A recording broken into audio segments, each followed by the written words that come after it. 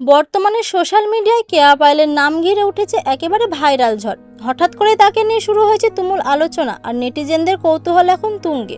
বিস্তারিত জানার আগে আপনারা যদি আমাদের চ্যানেলে নতুন হয়ে থাকেন তাহলে চ্যানেলটি সাবস্ক্রাইব করুন এবং আমাদের পাশে থাকতে ভুলবেন না। ধন্যবাদ। মুহূর্তের মধ্যে বিষয়টি ছড়িয়ে পড়েছে চারিদিকে। ফেসবুক, বিভিন্ন গ্রুপ আর পেজে চলছে লাগাতার আলোচনা। কে কি বলেছেন, কি ঘটেছে, এইসব নিয়ে এখন সোশ্যাল মিডিয়ায় সরগরম। এই পরিস্থিতিতে বিষয়টি আরও ভাইরাল হয়ে ওঠে যখন হাসনাত এই নিয়ে মুখ খোলেন। তার বক্তব্য যেন আগুনে ঘি ঢেলে দেয়।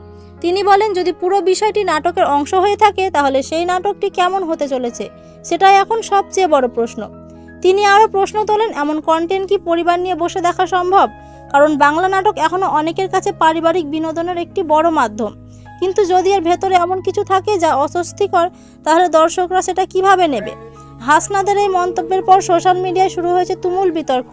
কেউ তার কথাকে সমর্থন করেছেন, আবার কেউ বলেছেন পুরো বিষয়টি না জেনে এমন মন্তব্য করা ঠিক নয়। অন্যদিকে অনেকে ধারণা করেছেন এটা হয়তো ইচ্ছাকৃতভাবে ভাইরাল করা হয়েছে, যাতে বিষয়টি আগে থেকে আলোচনায় আসে এবং দর্শকদের আগ্রহ তৈরি হয়। সব মিলিয়ে কেয়া পায়েলকে ঘিরে এই ভাইরাল ইস্যু এখন ইন্টারনেটের হট টপিক। আসল সত্য কি সেটাই জানার জন্য এখন সবাই অপেক্ষা করছে। এ বিষয়ে আপনার মতামত কি, কমেন্টে জানাতে ভুলবেন না। ধন্যবাদ।